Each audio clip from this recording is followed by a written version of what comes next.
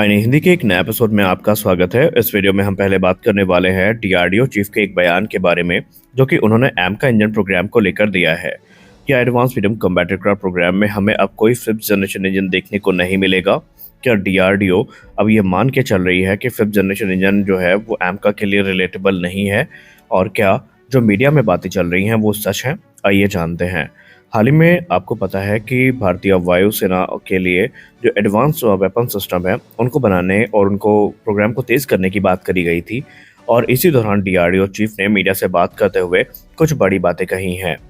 DRDO chief ने कहा कि निस्संदेह एडवांस मीडियम कॉम्बैट एयरक्राफ्ट भारतीय वायुसेना की रिक्वायरमेंट को पूरा करने के लिए इस समय सबसे महत्वपूर्ण प्रोजेक्ट्स में से एक है, और इसके लिए हमें एक नेक्स्ट जनरेशन इंजन की ज़रूरत पड़ेगी। उन्होंने कहा कि ग्लोबली इस समय जो एयरक्राफ्ट मैन्युफैक्चरर है वो सिक्स जनरेशन इंजन की तरफ स्विच कर रहे हैं और टेक्नोलॉजी को विकसित करने पर लगे हैं, और हमारे लिए यही सही समय है कि हम फ्यूचर के जो अपने अप्रोच है उसको देखें, फ्यूचर की रिक्वायरमेंट को देखें, और जो ज़्यादा प्रैक्टिकल ऑप्शन है हम उसके तरफ जाएं। उन्होंने कहा कि जब बात जेट इंजन डेवलपमेंट की आती है तो निस्संदेह डीआरडीओ काफ़ी लंबे समय तक कावेरी इंजन प्रोग्राम में इंगेज थी, जो कि एक फोर्थ जनरेशन इंजन था, जिसके लिए हम ये उद्देश्य के साथ आगे बढ़े थे कि आने वाले भविष्य में लाइट कॉम्बैट एयरक्राफ्ट तेजस को यह पावर करता दिखाई पड़ेगा। हालांकि अभी कावेरी डेरिवेट इंजन अपने सर्टिफिकेशन के काफ़ी नज़दीक है, और निकट भविष्य में आफ्टर बर्नर के साथ कावेरी का जो लेटर वेरिएंट है ये तेजस को पावर करता नजर भी आ सकता है। लेकिन अब डॉक्टर कामत सर ने यह भी एम्फेसाइज किया कि भारत जो है फिफ्थ जनरेशन इंजन टेक्नोलॉजी को स्किप करके जो सिक्स जनरेशन इंजन टेक्नोलॉजी है इस पर ज़्यादा ध्यान केंद्रित कर रहा है। उनका कहना है कि ये एक हाई एंड टेक्नोलॉजी से इक्विप इंजन होगा, जो कि भारत के आने वाले भविष्य की रिक्वायरमेंट को भी पूरा कर पाएगा। ये पहली बार नहीं था जब डॉक्टर कामत ने एडवांस इंजन टेक्नोलॉजी का समर्थन किया हो। उन्होंने कहा सिक्स जनरेशन इंजन की जहां तक बात रही तो ये ऑलरेडी कई देशों के द्वारा अंडर डेवलपमेंट है, जिसमें अमेरिका, यूके और फ्रांस जैसे देश शामिल हैं। इन इंजन्स की सबसे बड़ी यूएसपी होती है इनमें वेरिएबल साइकिल इंजन आर्किटेक्चर,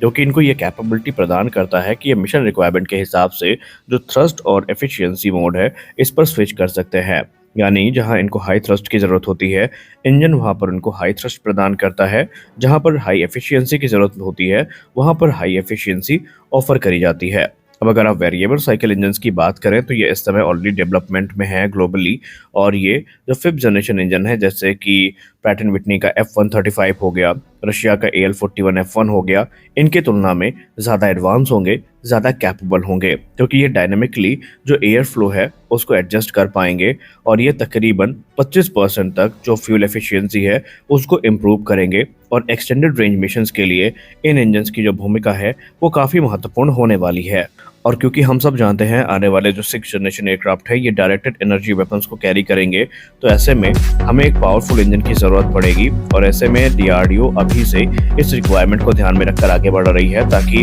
अगर हम आज काम शुरू करें तो हमारे पास एक उन्नत इंजन विकसित होना चाहिए जो कि हमारी रिक्वायरमेंट को पूरा कर सके। हालांकि अगर हम सिक्स जनरेशन फाइटर्स की बात करते हैं तो इस समय अमेरिका, चाइना और रशिया जैसे जो देश हैं वो इस पे ऑलरेडी काफ़ी बड़ा डेवलपमेंट कर चुके हैं। लेकिन भारत की जहां तक बात रही तो भारत इस समय इस क्लब में आने का इंतजार कर रहा है, और हमारा एडवांस मीडियम कॉम्बैट एयरक्राफ्ट वो एयरक्राफ्ट होगा जो हमें यहाँ पर एंट्री दिलवाएगा।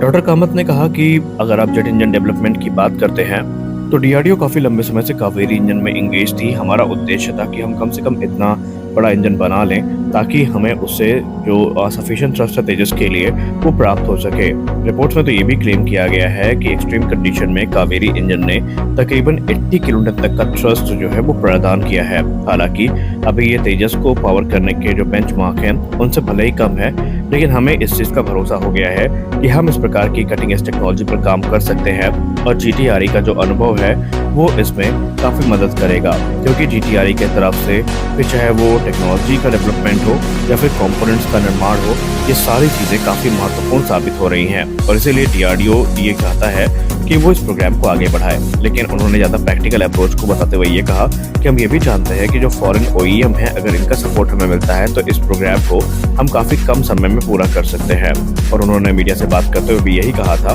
कि जेट इंजन टेक्नोलॉजी को अगर आप गौर से देखेंगे तो इस प्रकार की टेक्नोलॉजी को विकसित होने में तकरीबन 10 से 15 वर्ष का समय लगता है। और GTRE ये काम कर तो सकती है, लेकिन क्योंकि हमने अभी तक कोई ऑपरेशनल इंजन बना के नहीं रखा है, तो ऐसे में हम ये उम्मीद करते हैं कि जो इंजन हम बनाएंगे, अगर अकेले बनाते हैं तो हमें 10 से 15 वर्ष लग जाएंगे। लेकिन ऐसे में अगर कोई फॉरेन OEM जिसके पास अच्छा अनुभव है वो हमारा सहयोग करता है, तो ये काम 8 से 9 वर्षों में भी पूरा किया जा सकता है। उन्होंने ये भी कहा कि इंजन टेक्नोलॉजी हमें आत्मनिर्भर बनाने के लिए काफी महत्वपूर्ण है और हम 1980 के दशक से इस पर प्रयास कर रहे हैं। हमें बहुत सारी सेटबैक्स का सामना करना पड़ा, लेकिन हमने उस पर कम बैक भी किया और अब हमें पूरा भरोसा है कि हम एक ऐसा इंजन बना पाएंगे जो कि AMCA फाइटर्स को पावर करने के लिए सफिशिएंट होगा। AMCA के बेसिकली 2 वेरिएंट देखने को मिलेंगे। अब यहाँ पर जो इंजन डेवलपमेंट की बात हो रही है, इसकी जरूरत हमें 2035 के बाद पड़ेगी, क्योंकि जहाँ बात रही AMCA की, तो इसके 2 वेरिएंट में पहला हमें Mark 1 देखने को मिलेगा, जिसके लिए जनरल इलेक्ट्रिक F414 का इस्तेमाल किया जाएगा। Mark 2 वेरिएंट जो होगा वो एक 5.5 जनरेशन का एयरक्राफ्ट होगा, जिसमें 6 जनरेशन टेक्नोलॉजी को इनकॉर्पोरेट किया जाएगा और उसमें जो इंडिजिनस इंजन है उसका यूज किया जाएगा। एडवांस मीडियम कॉम्बैट एयरक्राफ्ट एक 25 टन वजनी एयरफ्रेम होने वाला है, जो कि सुपर क्रूज की कैपेबिलिटी के साथ आएगा, यानी कि ये इंजन इतना पावरफुल होना चाहिए इसके लिए कि तकरीबन ये मैक 1.2 की जो स्पीड है ये बिना आफ्टर बर्नर्स के अचीव कर पाए। और साथ ही साथ इसमें हमें advance AESA radar laser weapons भी देखने को मिलेंगे, जो कि Mark 2 वेरिएंट में आएंगे। और ऐसा माना जा रहा है कि 2040 तक जो AMCA Mark 2 है ये भारतीय वायुसेना की सर्विस को ज्वाइन कर लेगा। इसके अलावा इसमें 6 जनरेशन फीचर्स को भी ऐड किया जाएगा, जैसे कि इसके पास स्वार्म ड्रोन्स को कंट्रोल करने की एबिलिटी होगी। इसके अलावा जो अनमैन्ड फाइटर्स है उनको कैरी करने की और उनको कंट्रोल करने की जो एबिलिटी है वो देखने को मिलेगी। DRDO का प्लान तो ये भी है कि वो एक VCE यानी वेरिएबल साइकिल इंजन प्रोटोटाइप को 2032 तक टेस्ट करेंगे और इसमें प्राइवेट प्लेयर्स जैसे कि गोदरेज और स्पेस हो गया, लार्सन टुब्रो हो गया, वो मदद करने के लिए तैयार हैं। क्योंकि आपको याद दिला दें, हाल ही में 3-4 बड़ी कंपनियां जिसमें गोदरेज एरोस्पेस और लार्सन टुब्रो और कल्याणी ग्रुप की तरफ से जेट इंजन प्रोग्राम को ज्वाइन करने के लिए रिक्वेस्ट करी गई है। बाबा कल्याणी ने तो मीडिया से बात करते हुए यहाँ तक कह दिया कि प्राइवेट कंपनियों के पास अब वो एबिलिटी आ चुकी है कि भारत की सारी जो रिक्वायरमेंट्स हैं वो पूरी कर सकते हैं। उन्होंने कहा हमें यहाँ पर थोड़े प्रोत्साहन और सपोर्ट की ज़रूरत है। उसके बाद आप देखिए कि इंडिजिनस जो प्रोग्राम्स हैं ये किस रफ्तार से आगे बढ़ते हैं। इसके अलावा लार्सन टुब्रो ने भी यही कहा था कि आज हमारे जो प्राइवेट प्लेयर्स हैं उनके पास ये लर्निंग है, एक्सपर्टीज़ है, इंफ्रास्ट्रक्चर है और पोटेंशियल है कि एरो इंजन जैसी जो कॉम्प्लेक्स टेक्नोलॉजी है इसकी पूर्ति भी भारत में की जा सकती है। लेकिन सरकार को इसके लिए अपने पॉलिसीज़ में थोड़ा परिवर्तन करना चाहिए और प्राइवेट सेक्टर पर भरोसा दिखाना चाहिए। और अगर ये काम किया जाता है तो जो इंजन प्रोग्राम दशकों का समय लेते हैं वो काम पूरा कुछ ही समय में हो सकता है। तो अब यहाँ पर सरकार के ऊपर है कि सरकार इस पर क्या निर्णय लेती है। लेकिन DRDO की जो अप्रोच है वो ज़्यादा प्रैक्टिकल नज़र आ रही है, क्योंकि DRDO का मानना है कि इंजन रोज़ रोज़ नहीं बनते, तो इसलिए ऐसा ही इंजन बनाया जाए जो कि आने वाले भविष्य में हमारी रिक्वायरमेंट को पूरा कर सके। और आपको पता ही है कि ये इंजन कोर अपग्रेडेबिलिटी के साथ आएंगे, यानी कि 110 किलोटन से लेकर 145 किलोटन का जो थ्रस्ट है वो हमें देखने को मिलेगा लेटर वेरिएंट्स में। तो इस वीडियो में बस इतना ही, मिलते अगले वीडियो में, तब तक के लिए जय हिंद।